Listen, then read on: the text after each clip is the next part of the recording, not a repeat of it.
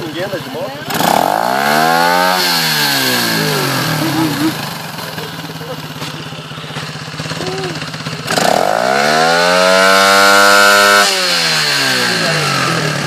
Aperta o botãozinho ali, ó. Aí, botãozinho ali, ó.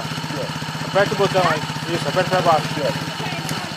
Aí você vira a chave. Posso tentar fazer?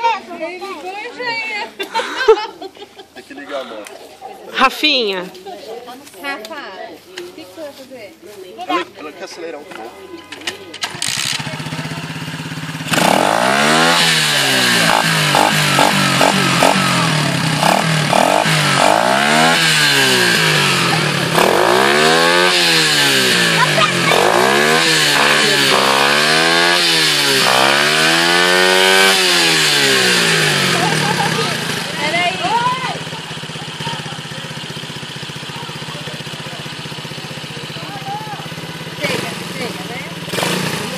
Liga aqui, olha. Aperta o botão.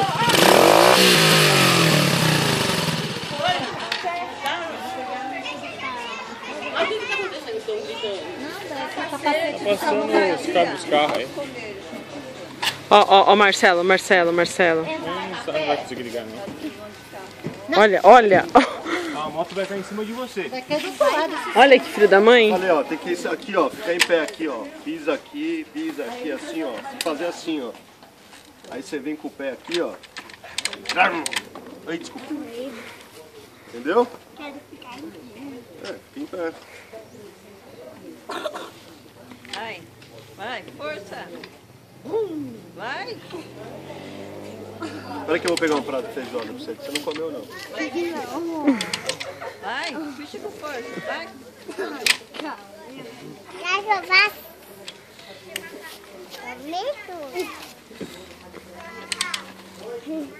Dudinha, Só depois que você aprender a ligar a moto que você pode andar sozinho. Coitado. Não dá, né? Deixa eu tentar com a mão. Não dá. Deixa eu tentar com a mão. Não dá. Não, com a mão. Ele não vai conseguir.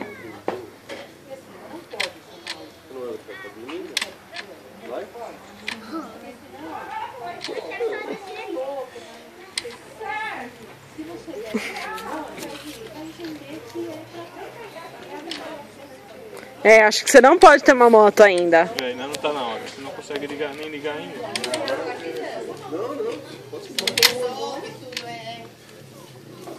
Onde que é o escapamento do outro lado?